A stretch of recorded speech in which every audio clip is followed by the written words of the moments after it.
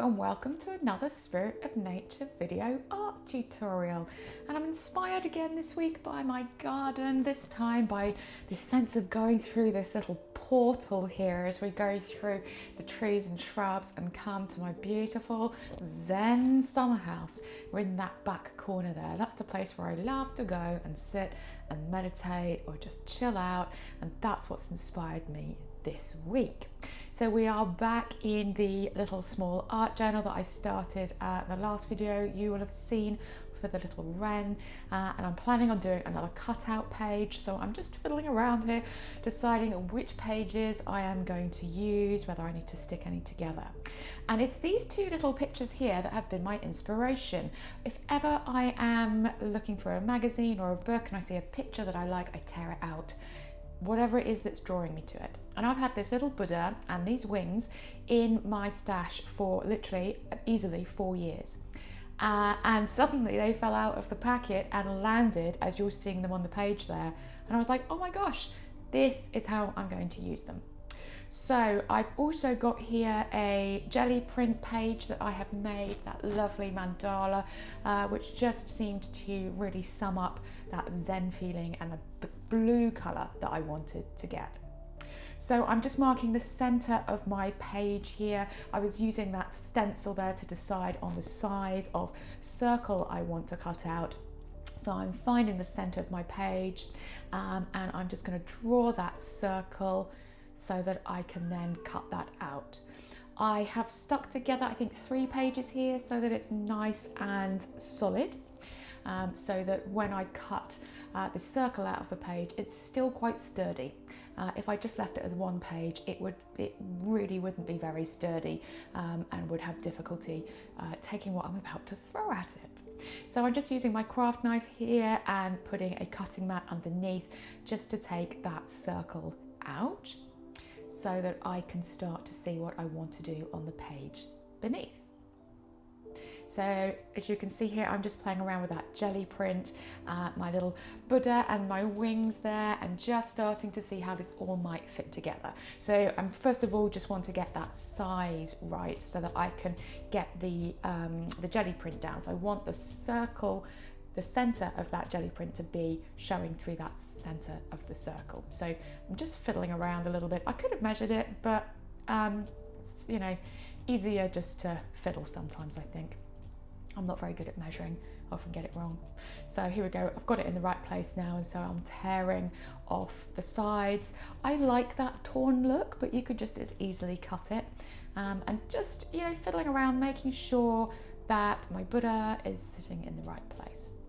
So I'm getting my distress inks now in a matching colour. This is Peacock, and just using a blending tool to take, although I like the torn edges, I like the texture that comes with it. I want to get away from that harsh white colour. So I'm putting on some Peacock, and then I'm going back in again with a little bit of vintage photo just to give it that more aged look, so it fits a lot better with the aged look of the page behind it. And just going around and edging the Buddha and the wings where I'd cut them out, just to get rid of those harsh white lines from where you cut. And again, it just kind of gives it that slightly aged look as well. Right fiddly doing these wings. I cut these out ages ago, so it was just complete coincidence that they fell out of the packet and landed the way they did, but what a beautiful coincidence.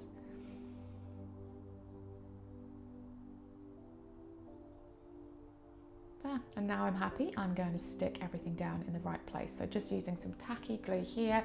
I like tacky glue because although it dries quick, it doesn't dry so quickly. So I can squidge it around a little bit. If things aren't in exactly the right position, I can still move it around. So here I've got an opportunity just to fiddle with that positioning until I'm absolutely happy.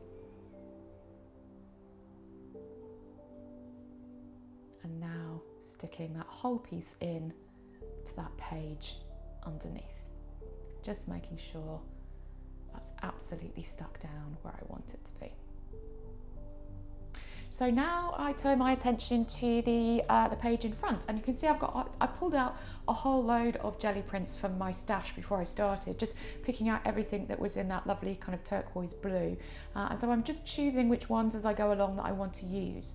And I drew this lovely leaf branch for another project that I was doing, and I just thought it gives that sense of walking through that tunnel of trees as we come to that summer house. So I've turned one of the jelly prints over, drew on the back through the tracing paper, and then I've cut it out. So I've cut out a few shapes here, we can see, just starting to place them on. I've got this stencil here as well. So stencils, we don't have to just, stencil paint through in that traditional way. You can see here I'm using this to draw through to give me an outline shape to cut out. So again, I've turned over my jelly print and I'm drawing on the back, so I don't have to worry about marks when I cut out on the pattern at the front. And also as well, it stops me fussing around forever trying to find the perfect spot to put it in. So just fussy cutting these out. You can see here, I'm just fiddling. I'm cutting out shapes. I know I want it to feel botanical, not quite sure exactly how it's going to go. So I'm just cutting things out and playing around with them. I had a vague idea of how I wanted this to go, but until you start to get things on the page, you're never quite sure. And it's at this point that I decided I didn't like the harshness of that circle. I had tried to soften it by putting some of those leaves around, just didn't feel quite right. So what I'm doing now is I'm going in and I'm drawing in like a wreath of leaves around there that I can then do some more cutting out so that that circle is not a harsh, straight circle line. So I've just kind of sketched around a slightly larger circle, and then I'm drawing in these leaf shapes here to create that lovely kind of wreath effect. And then I'm going to go back in with my cutting knife and cut around those. You'll see what I mean in a moment. And it just starts to feel like we are walking through those trees rather than we're walking through a tunnel. Just make sure if you're doing this that you're very careful with your fingers around the craft knife. Obviously this is sped up. I am not doing it this fast. I am being a lot more careful than this. And actually the sharper the blade, the more likely you are to get a better cut, and the less likely you are to cut your fingers, ironically, because you're not having to fiddle around with it so much to get through the page. So I'm just taking my time. I'm spinning the book around as well to make sure that when I'm cutting, it's easier for me to cut. And as you can see already, that shape is softening just by taking those few little bits out. And now I am going in with my Inktense pencil just to outline those leaves. This is actually something I go over later on in the tutorial. You'll see there's a few things in this project that I did and didn't like, and then went back and changed. So just like that circle there, I went in and changed it. I am going to go back in and change what I'm doing here at the moment, but it does give me quite a good basis and it helps me to see what I want to do next. So I'm just using my Inktense pencil to outline those leaves, and I'm going to go in and activate that with my water brush pencil. Actually, I don't think I do use my water brush pen. I think I just use some water and a paintbrush. Same thing really. But I love my Inktense pencils. They give such vibrant colours and are so versatile, particularly if you're kind of working in this way, art journaling. They're really easy to layer. Once they are dry, they're not 100% permanent, but they are much more permanent than something like a distress ink, which is just going to activate at the smallest bit of water or wet medium that you put on the page. So I'm just going around with my paintbrush and just drawing that colour in from the edges there, just to start to give us some colour to the page.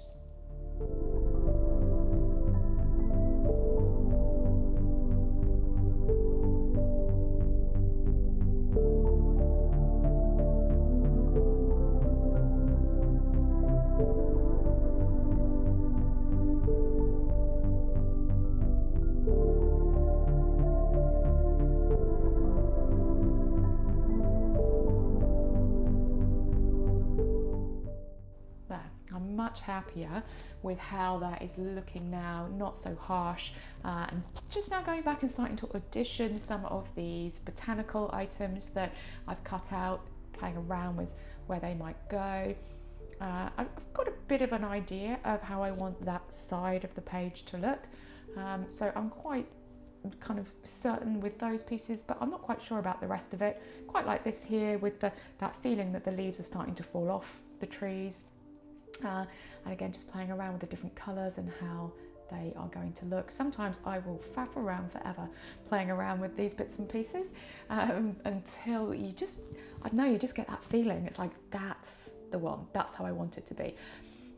Often as well, I find it so much easier when I've got things in a position, I'll then stand up and look down through the camera at it, and just in the way the camera frames it, often it helps to give you a much better idea of how the finished product's going to look. So that's quite a good thing. If you're not sure if you're auditioning pieces, just take a picture of it or look down through the camera. For some reason, that perspective really helps you to make that decision.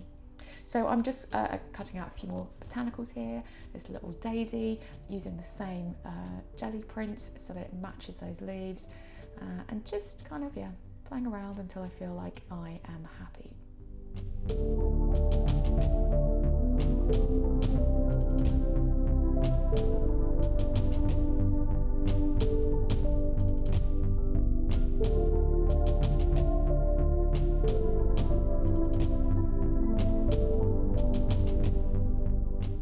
So now I'm going to start sticking some of these pieces down.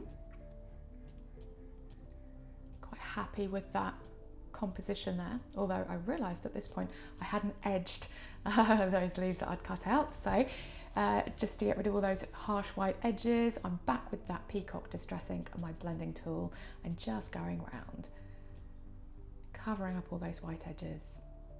Does make a difference. And then using my tacky glue again to set that in place on the page.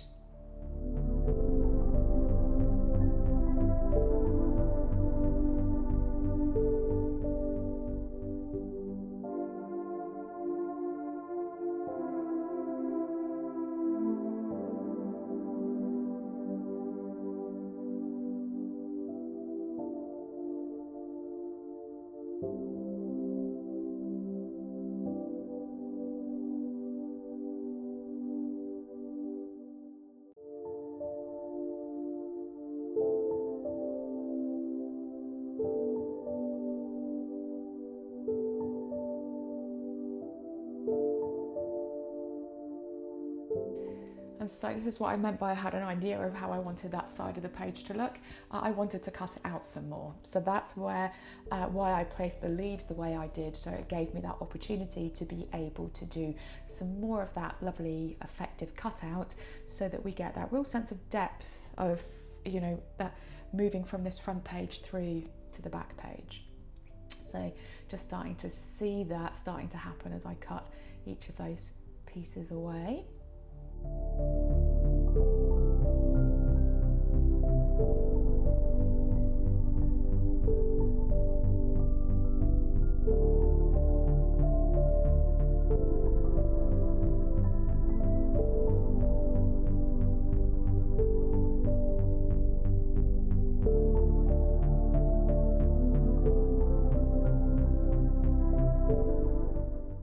These old book pages can be a little bit fiddly. They have a tendency to tear rather than cut, so that's why it's so important to have a sharp blade on your scalpel.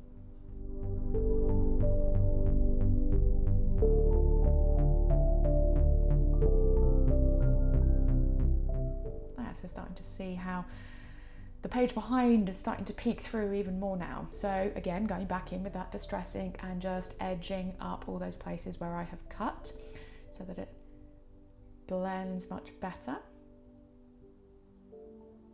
And at this point I realised that I hadn't gessoed the page, because this is the point where I was starting to think about putting some colour on the page, and I realised I hadn't gessoed it. So I'm going to go back now and gesso.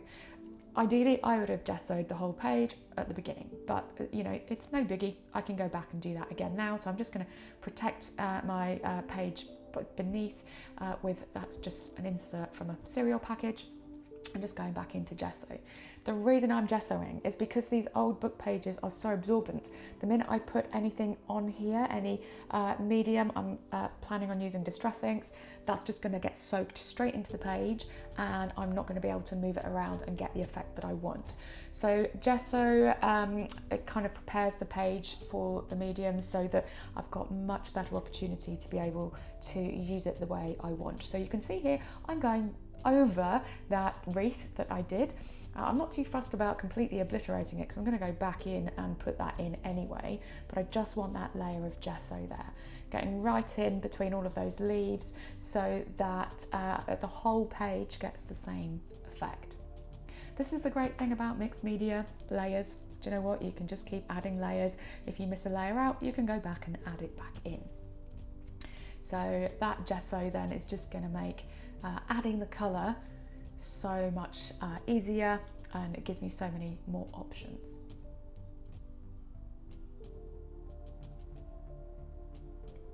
And this is a really light layer of gesso. I've actually even watered that gesso down. Also as well, I've realised I've stuck on these collage pieces already, and I don't want them to get covered by the ink I'm about to put on. So I'm just putting a very quick layer of matte gel over the top of it, so that seals it. So any of the ink that I put on now will just, you know, it's waterproofed it, so it won't discolour those leaves. So now it's time to protect the whole book because things are about to get wet and messy. So I'm using that insert from the cereal package and just pinning that in place with some clips. And I have got myself 2 colours of distress ink here. I've got the Peacock to match what I've already been using, and I'm just putting a bit on and spraying some water. And this is what wouldn't have happened if I hadn't used gesso. It would have just soaked into the page. As you can see here, adding a bit of water to it, I can move it around. It kind of travels across the page, and then I can choose where I want to dry that. So I'm moving it around, drying it, and then adding another layer. So by drying it in between, it means I get that layered effect. If I put a whole load of ink on now, a whole load of water, I'm just going to get one solid block of colour. I want all these lovely layers. I want all these lovely kind of drips and movement, this kind of marbly feeling. So I'm putting a little bit on at a time, very small amount of water, moving that page around and drying it as I go. Quite often drying as I'm moving the page just to really capture that movement. And I love this way of using distress inks. Really gives a lot of depth and texture and interest to the page, that sense of movement. And just going in a little bit at a time until I'm happy. You could do so many layers or so few layers. Now I'm going in with my second colour, which is Dusty Concord. I just wanted a slightly contrasting colour and one that, again, we're looking at that sense of depth, aren't we? Walking through that tunnel of trees. So that lovely kind of plummy purple colour, I'm putting it very much around the leaf area or towards the sort of edges or bottoms of the page, really to get this sense of depth in. And then focusing on this other side here, getting some more of that lovely peacock. Is just a gorgeous colour, and I love how the peacock and the Dusty Concord, they work so beautifully together, and especially layering them like this, you just get that lovely marbled effect. So just keeping going until I'm happy with the results here. So adding the Dusty Concord to this side of the page now, and being a little bit freer where it's going here because I haven't got any of the other collage pieces on here yet. So just playing around until I like what I see on the page. And this is where we're going to leave this project for now because there's still quite a lot of work to do. So I've split this into a 2-part video. So the next video will be out very soon, next week. So do keep an eye out. I'm quite pleased with how this is going so far. I hope you are too. And I look forward to seeing you soon.